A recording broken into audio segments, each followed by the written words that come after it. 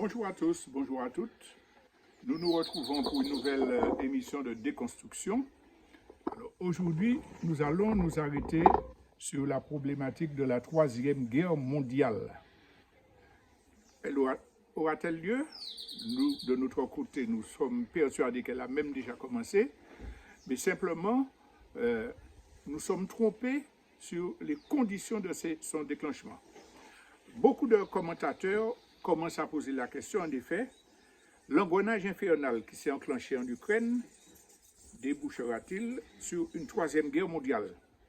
Mais la façon de suggérer cette question laisse entendre que ce serait ce conflit-là et son issue qui pourrait ou non déclencher la troisième guerre mondiale. Alors c'est vrai que la confrontation déjà débutée entre l'OTAN et la Russie sur le territoire ukrainien a ouvert la voie à un conflit militaire majeur et généralisé. Mais ce conflit était déjà en préparation sur de nombreux autres fronts. L'Ukraine n'est qu'un pion sur l'échiquier. Ce que les médias tentent de masquer, c'est que les motivations de soutien à l'Ukraine ne sont pas absolument la défense de la démocratie, ni non plus la volonté de protéger l'Europe ou le monde entier contre ceux qui, à leurs yeux, représentent le diable et l'enfer, à savoir Poutine et la Russie. Les impérialistes occidentaux, dont l'hégémonie est bousculée par la montée en puissance de leurs rivaux, confrontés au regain de la lutte des peuples contre l'oppression, contre l'ultralibéralisme et pour une véritable souveraineté, sont déjà largement engagés dans des opérations militaires coordonnées sur tous les continents. La véritable guerre mondiale qu'ils mènent en fascisant les sociétés et en réprimant les mouvements populaires ne cesse de s'intensifier. Alors nous pouvons l'affirmer, la Troisième Guerre mondiale a déjà commencé et elle annonce un basculement historique d'une portée inimaginable. De toute évidence, nous nous acheminons vers un basculement historique d'envergure. Nul ne peut prévoir les conséquences de cette Troisième Guerre mondiale, en particulier si les armes nucléaires venaient à être utilisées. Mais ce qui est incontestable, c'est qu'au bout du compte, le cycle de domination des impérialistes occidentaux prendra fin et qu'un nouvel ordre mondial s'imposera. Les guerres entre empires, entre nations, entre communautés sont toujours liées à des luttes pour le pouvoir économique, et cela même quand elles sont cachées derrière des prétextes idéologiques ou la mise en avant du rôle de grands hommes. Aujourd'hui, les bases de l'hégémonie des Occidentaux sont structurellement sapées. Ils ne peuvent plus imposer unilatéralement leur contrôle ni sur les sources d'approvisionnement en matières premières, ni sur les marchés. Malgré la puissance de leurs empires médiatiques, ils ne peuvent endiguer la circulation des idées alternatives et révolutionnaires. C'est d'ailleurs parce qu'ils sont pleinement conscients que leur empire vacille, qu'ils mobilisent leurs forces sur tous les fronts et qu'ils se préparent scrupuleusement à un affrontement décisif qui est absolument inéluctable. L'accélération de la course aux armements et la multiplication des manœuvres militaires en sont la preuve manifeste. Quand on regarde l'augmentation des dépenses militaires dans tous les pays concernés et qu'on constate également que les États-Unis restent largement ceux qui dépensent le plus, puisque on est dans la dimension des 835 milliards de dollars, la Chine venant après avec 278 milliards, l'Inde avec 82 milliards, on se rend compte que les puissances effectivement se préparent à l'affrontement. Mais les manœuvres impliquant les armées des camps opposés se répètent année après année dans les différentes zones géostratégiques. Citons deux exemples édifiants. En fin janvier, 31 pays membres de l'Alliance euro-atlantique, l'OTAN, et la Suède ont lancé l'exercice militaire le plus important depuis la guerre froide. Prévu sur plusieurs années, il s'appelle Steadfast Defender 24, mobilisera 90 000 soldats sur tout le continent européen. Les moyens techniques mises en mouvement sont énormes. De leur côté, au mois de mars, la Chine, l'Iran et la Russie ont entamé un exercice naval conjoint dans le golfe d'Oman, près de l'embouchure du golfe Persique.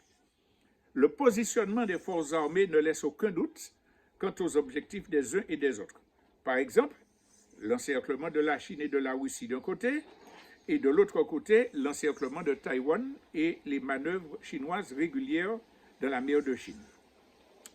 Oui, si on connaît sérieusement l'histoire de l'humanité, on ne peut croire que tout cela ne sert qu'à impressionner l'ennemi ou à amuser la galerie. D'ailleurs, le conflit mondialisé est déjà en cours sur 2 théâtres d'opération. D'abord, au cœur de l'Europe. Nous avons déjà expliqué que le peuple ukrainien a été pris en otage par l'OTAN, dont l'objectif est de s'appuyer sur leur pays afin d'amorcer la guerre contre la Russie. Il est clair qu'il s'agit là déjà d'un conflit mondialisé. C'est ce que confirme l'accompagnement financier et la fourniture d'armement que tout le camp occidental accorde massivement à l'Ukraine. Alors, les principaux contributeurs sont les États-Unis avec 49%, la Pologne 22% et l'Allemagne 9%. Le matériel fourni, ce sont des blindés, des canons, des missiles, des systèmes de défense anti-aériens. Et dans les premières années, dans les premiers mois plutôt de cette guerre, les Occidentaux prétendaient avoir une ligne rouge, ne pas fournir d'avions ou de missiles à longue portée à l'Ukraine. Eh bien, aujourd'hui, tous admettent qu'ils veulent franchir cette limite pour que la Russie perde la guerre à tout prix. Aujourd'hui encore, des entreprises étrangères ont commencé à fabriquer des munitions sur le sol ukrainien, en particulier des Britanniques. Et puis, il y a aussi la collaboration sur le terrain. On va parler de l'aide financière, mais ce qu'on veut dire, qu'on a déjà des volontaires et parfois des mercenaires qui sont envoyés sur le terrain. Les services de renseignement occidentaux travaillent étroitement avec l'armée ukrainienne pour les guider sur le terrain. Et donc, la collaboration militaire est déjà en cours. Mais on peut quand même signifier le montant des aides financières, puisque les États-Unis à eux seuls donnent 7,6 milliards d'euros. Et c'est plus que tous les autres pays d'Europe réunis, puisque la contribution, tout crédit cumulé de l'Union européenne atteint 6,9 milliards d'euros. Alors, je profite pour dire que certains font croire que les États-Unis veulent lâcher l'Ukraine, ne donnent plus d'argent, Trump et les républicains bloquent les subventions. Il ne faut absolument pas se faire d'illusions.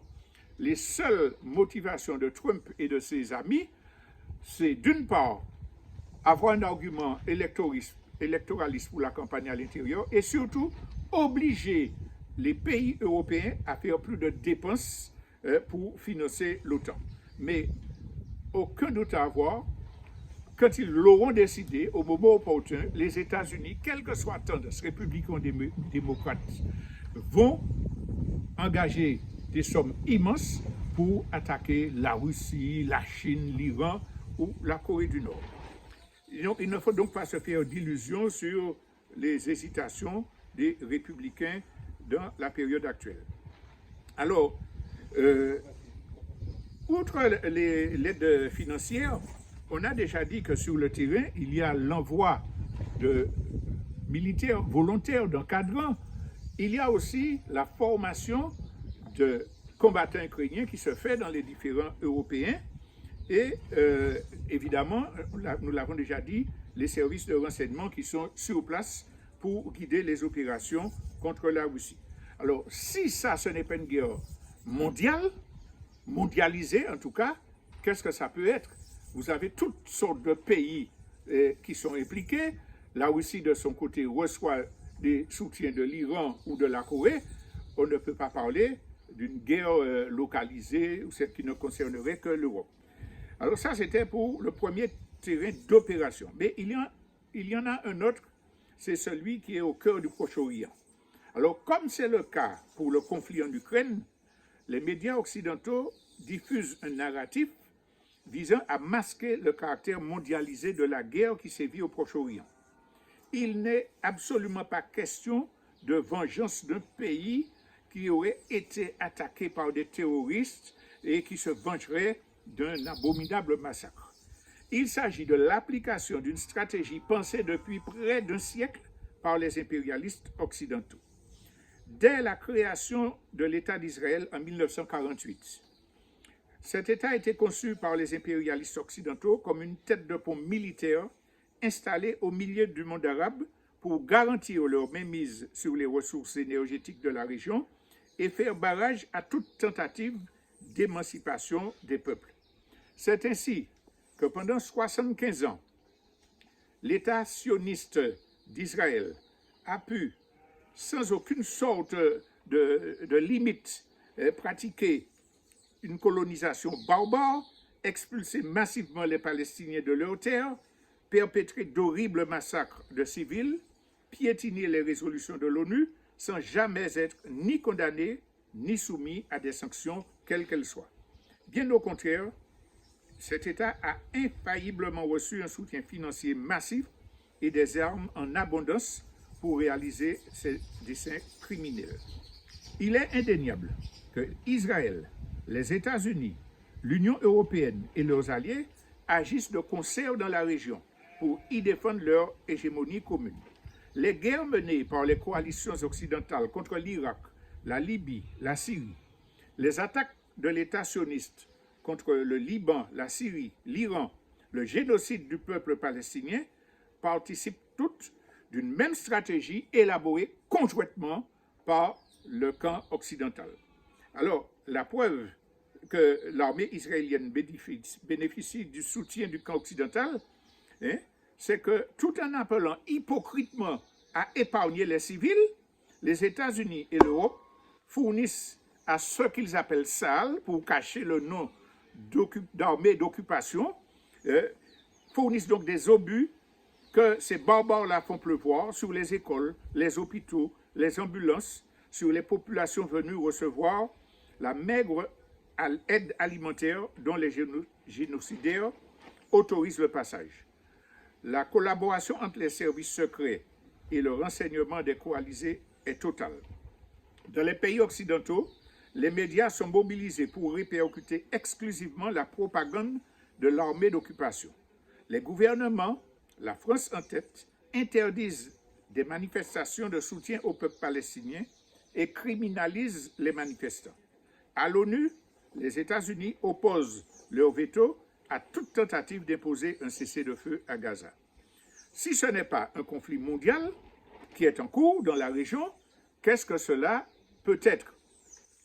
Eh bien, cette partie de l'exposé voulait montrer que la guerre mondiale dont on prédit l'avenir est déjà en cours sur 2 terrains d'opération au moins, et qu'il y a positionnement des forces, des troupes dans tous les continents pour pouvoir passer aux affaires sérieuses.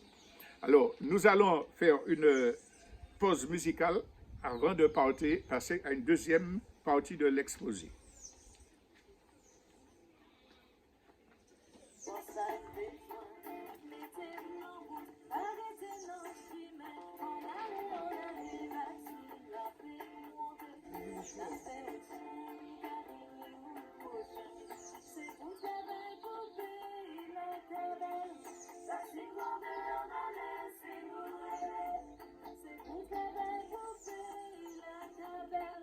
Alors, nous allons passer à la deuxième partie, après avoir éteint notre musique. Cette deuxième partie concerne le concept de guerre mondiale. Dans l'esprit de l'opinion générale, on va parler de guerre mondiale quand il y aura des armées qui, en même temps, sur tous les continents, vont s'affronter. Nous avons montré qu'il y a déjà des territoires d'opération suffisamment représentatifs pour parler de guerre. Mais au-delà de cette conception, il nous faut comprendre que derrière les opérations militaires, il y a une guerre mondiale plus fondamentale, qui est plus décisive pour les impérialistes, c'est celle que toutes les multinationales, tous les gouvernements occidentaux mènent conjointement contre l'ensemble des peuples de tous les continents. Dans la première partie, nous avons dit que les conditions de l'hégémonie des Occidentaux sont en train d'être sapées. Ils ne peuvent pas intervenir aussi facilement. Ils sont chassés d'Afrique, par exemple. Donc, il y a des mouvements populaires, qu'on appelle aujourd'hui citoyens, massifs contre les violences policières, pour exiger que le droit des femmes soit respecté, contre le racisme avec Black Lives Matter. Donc, les dirigeants des multinationales et les gouvernements qu'ils ont placés savent très bien que la guerre fondamentale, c'est celle qu'ils ont amenée pour que l'ensemble des peuples restent sous domination. C'est cette guerre mondiale-là qui existe déjà, qui s'intensifie et qui se manifeste sur le plan militaire. Mais ce n'est pas là seulement le terrain de la guerre. C'est aussi la fascisation qui est orchestrée dans tous les pays. Vous entendez les résultats des élections dans tous les pays européens, le développement du fascisme et de l'extrême droite dans tous les pays occidentaux. Le mouvement trumpiste aux États-Unis concerne plus de la moitié de la population et on parle du retour de Trump comme président. Manifestement, c'est un mouvement fascisant et raciste, réactionnaire, au service des multinationales. Mais quand vous prenez les pays européens, vous voyez que les mouvements fascistes prennent de plus en plus d'importance. Ils ont gagné les élections la semaine dernière au Portugal, précédemment c'était aux Pays-Bas, et cela, ce n'est pas simplement contre les gouvernements soi-disant de droite démocratique républicaine, c'est une volonté des multinationales et de tous les dirigeants européens de fasciser la société. Quand, par exemple, pour les présidentielles, on essaie d'étouffer tous les candidats pour ne parler que de Marine Le Pen et de Macron. Ou bien pour les européennes, de ne parler que de Bardella et le candidat de En Marche, en truquant des sondages, en faisant de la propagande, en promotionnant le fasciste massivement. Eh bien, c'est parce que l'ensemble de la classe politique réactionnaire et que les multinationales ont décidé que les fascistes doivent arriver au pouvoir, comme cela a été fait en 1939 avec la montée d'Hitler d'abord dans les élections et ensuite dans l'installation du régime fasciste. Cela fait partie de la guerre mondiale menée par les multinationales contre les peuples.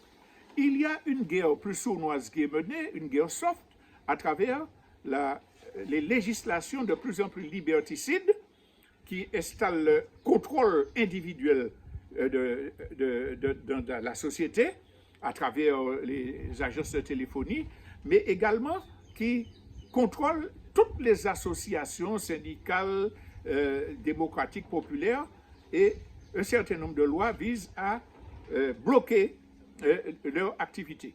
Par exemple, l'arrestation préventive de militants écologistes quand une manifestation est annoncée par leurs partis. Donc, il y a ce phénomène de fascisation. Il y a évidemment l'augmentation de la répression policière et judiciaire.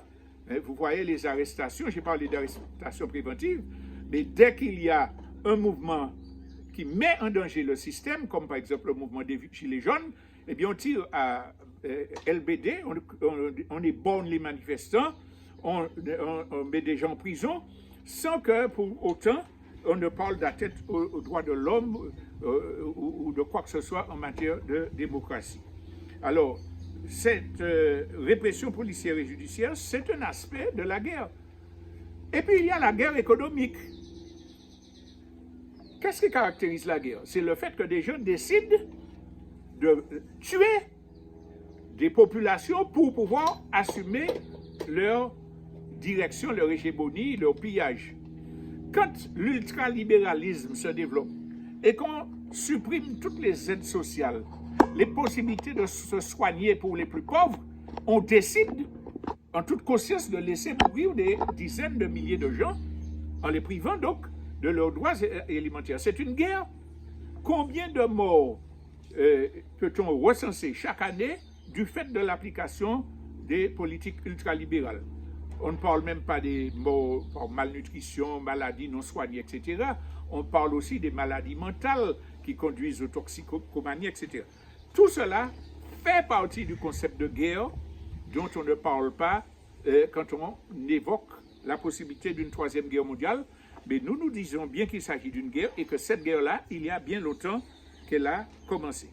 Alors, quand on a tracé ce tableau-là, on arrive à la réaction que peuvent avoir les peuples. La première remarque, je veux dire, c'est que ce schéma que nous avons présenté, il est incontestable. N'importe qui peut aller vérifier la question de l'augmentation des dépenses militaires, la question des manœuvres militaires, la question de l'acceptation de l'imposition de lois liberticides. Tout le monde peut constater la fascisation de la société, la scélératesse de la politique ultralibérale, notamment menée par l'Union européenne, qui conduit les paysans au suicide et qui favorise les grands céréaliers leur permettant d'utiliser les pesticides. Mais tout militant, tout dirigeant, tout parti politique a accès à ces informations-là. Or, la question à se poser, pourquoi certains d'entre eux continuent à dire au peuple, il nous faut aller aux élections, nous allons changer la situation. Pourquoi certains partis politiques disent, nous devons continuer à faire partie de la République française, de l'Europe, quand on sait que ce sont des pays impérialistes barbares. Pourquoi ces gens-là disent-ils, il nous faut demander l'autonomie, mais en rassurant le gouvernement français que nous ne voulons pas lui enlever ses pouvoirs régaliens et nous allons rester dans la République. C'est parce qu'ils ont fait un choix de classe. Ils sont conscients qu'une guerre est en train d'être menée contre les peuples, mais ils collaborent avec le projet libéral. Alors, il faut qu'on en soit bien conscient parce que l'illusion qu'on pourra faire les dirigeants du système comprendre qu'ils sont des méchants et puis qu'il faut tenir compte, qu'il faut pas saboter l'école, il faut améliorer les salaires, il faut qu'on s'en débarrasse. Cela ne se fera pas. Ce qui pourra contraindre à lâcher du lest, c'est la puissance des mobilisations populaires. Mais la puissance des mobilisations populaires ne se résume pas à descendre dans la rue 1, 2, 3 jours et même plus de grève, sans qu'on soit organisé sur la base de projets politiques alternatifs, sans qu'au bout du compte, après la revendication immédiate, on est déjà d'accord pour dire que c'est le système qu'il faut renverser. Alors ça demande quoi? Ça demande que d'abord, on ne se laisse plus manipuler par les médias officiels, qu'on ne se laisse pas réagir uniquement par l'émotion, parce qu'on est privé de formation politique et idéologique. Ça, c'est la grande victoire de la bourgeoisie et des impérialistes. Jusque dans les années 80, il y avait des idéologies, des gens qui faisaient de la politique, qui défendaient des idées socialistes, qui défendaient des idées réactionnaires et qui se combattaient. Et puis, depuis la chute du mur de Berlin, on a persuadé la majorité de la population que les idéologies ont disparu. Alors, toutes ont disparu, sauf celles des capitalistes, qui continuent à être enseignées dans les écoles, dans les universités, par les médias, dans les films, et qui dit c'est l'individu qui prime. Il ne faut pas se laisser récupérer par la politique. Il ne faut pas... Les syndicats ont échoué. Non. La première chose à comprendre, c'est qu'il faut des mobilisations massives pour faire pression sur les dirigeants pour qu'ils lâchent du lest, qu'on puisse survivre, mais avec l'intention de les renverser, ce qui demande donc l'organisation sur des bases conscientes de compréhension.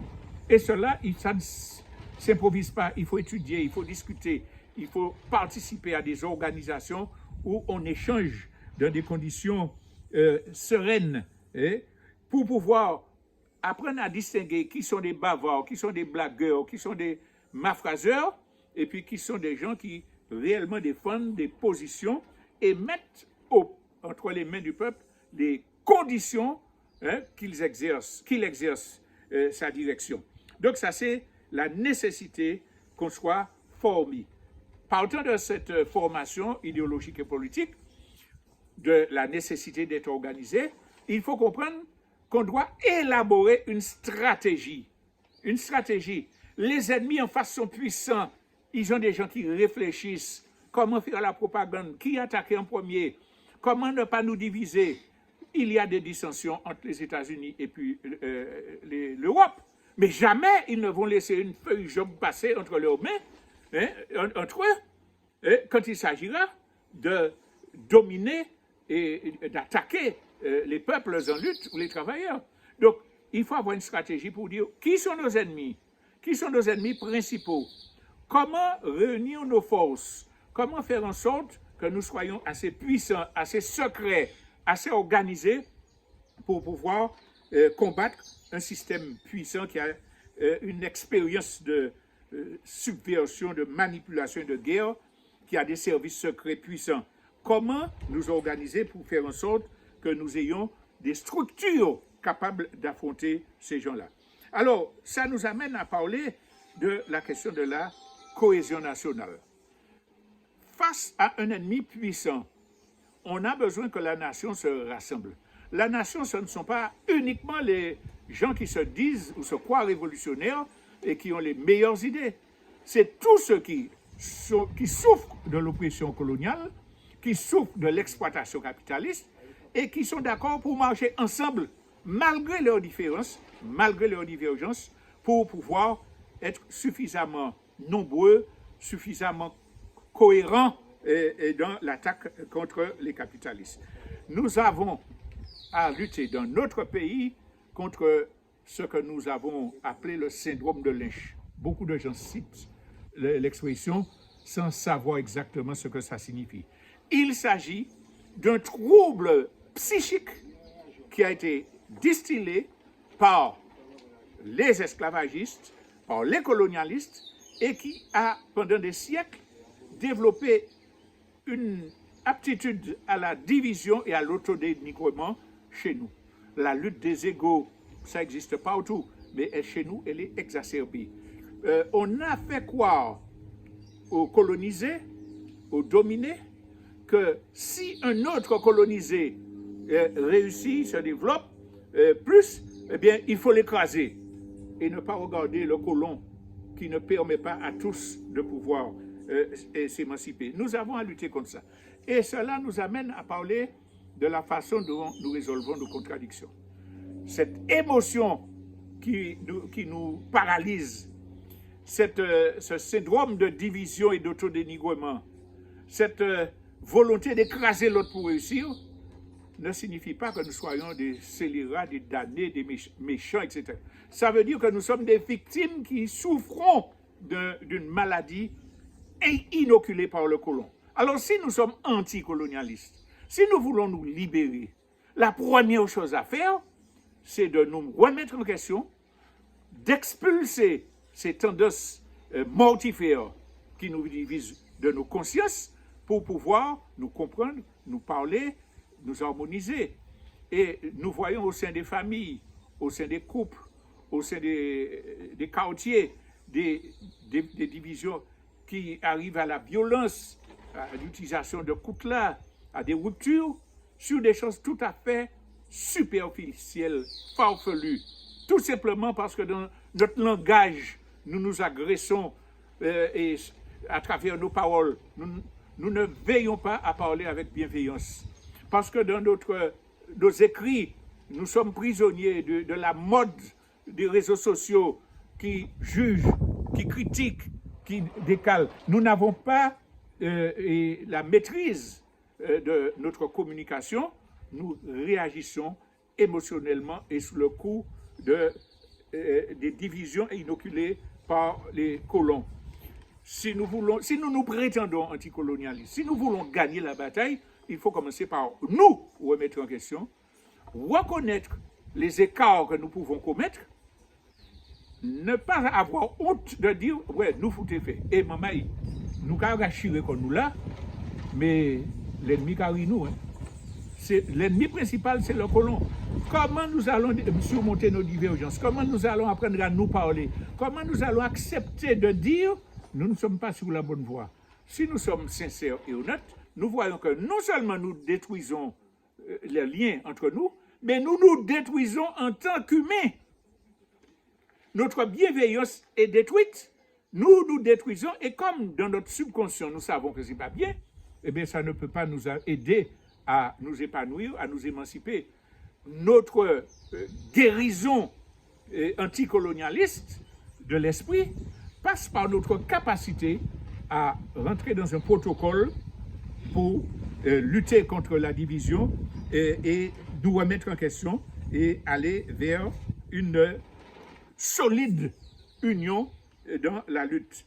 Alors, les deux derniers points que je voudrais développer, parce qu'on a parlé de stratégie, on a parlé des conditions en matière de cohésion nationale, on ne peut pas mener une lutte contre un ennemi qui contrôle l'économie, la caste de B qui contrôle tout, sans avoir une logistique alternative, parallèle, qui se construise petit à petit pour nous donner les moyens de résister aux pressions, au chantage, à la hausse des prix, etc. On sait que les Noirs américains doivent beaucoup à leur émancipation, même si elle n'est pas encore aboutie, au fait qu'ils avaient des réseaux alternatifs et qui se constituaient en contre-pouvoir et qui sont devenus capables d'affronter économiquement dans certains domaines les suprémacistes blancs occidentaux. On sait qu'en Inde, l'essentiel du combat mené par Gandhi, même si il a des faiblesses que nous condamnons et dénonçons, a été de pousser les paysans, les basses castes indiennes à construire une économie alternative et à boycotter les produits anglais. Donc, il nous faut là construire une économie alternative. Il y a des milliers de Martiniquais et de Martiniquaises compétents qui font des choses extraordinaires, qui suffiraient à nous donner un pouvoir économique. Mais, étant individuel, on se fait écraser par les normes, la législation occidentale, par la concurrence déloyale des maîtres de la casse béquée et des grandes entreprises françaises et européennes. Donc, il nous faut considérer que, oui, il y a une stratégie globale contre le colonialisme, oui, il y a la formation idéologique, oui, il y a la cohésion de notre nation, de notre peuple, oui, mais il y a aussi l'organisation logistique de contre-pouvoir en matière économique, culturelle, sociale, pour être en mesure de faire front contre les suprémacistes et français qui deviennent de plus en plus arrogants dans notre pays. M'a-t-on dit que dans un match de rugby, des Français qui soutenaient une équipe majoritairement constituée de Français criaient « Nous sommes ici chez nous, nous sommes ici chez nous ». Alors il nous faut leur faire comprendre que pas un suprémaciste qui est ici. Et donc il nous faut pour cela avoir une stratégie politique, des contre-pouvoirs qui nous permettent de les isoler, de les combattre. Et puis surtout, il nous faut, c'est là que je terminerai, comprendre ce que c'est que l'unité politique. Il y a beaucoup de Martiniquais et de Martiniquaises qui disent « je ne m'engage pas » parce qu'il y a trop de groupes qui se disent indépendantistes et qui se déchirent. Oui, il faut faire un front entre tout le monde. Ça n'a jamais existé dans aucun pays.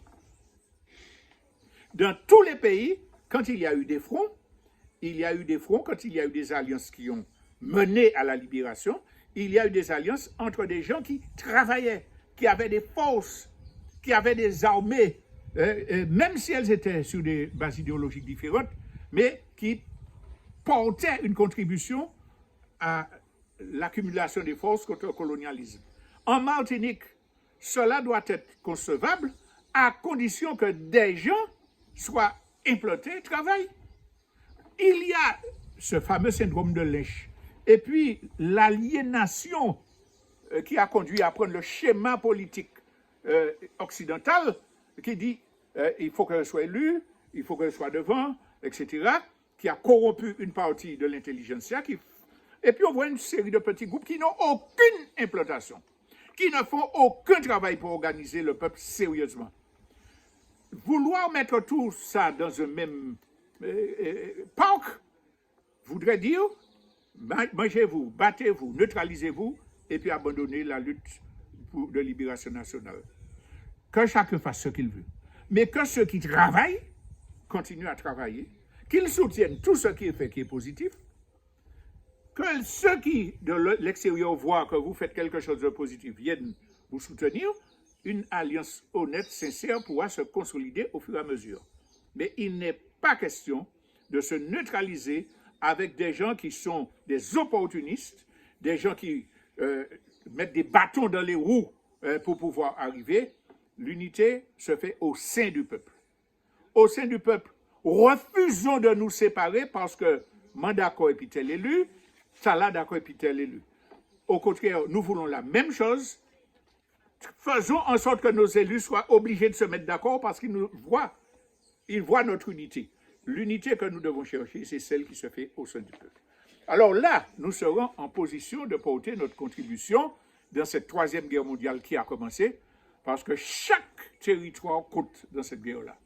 Et nous avons un rôle en tant que pays caribéen qui peut faire la liaison entre tous les pays de la Caraïbe, qui peut faire des liaisons avec des forces révolutionnaires et progressistes de l'Europe, de l'Amérique centrale et du Sud. Nous avons cette possibilité-là, nous avons une responsabilité de nous organiser, de lutter pour cet internationalisme de combat contre l'impérialisme, et nous allons effectivement arriver à gagner cette troisième guerre mondiale. Je vous remercie de votre attention et nous prenons rendez-vous la semaine prochaine pour une nouvelle émission d'information et de déconstruction.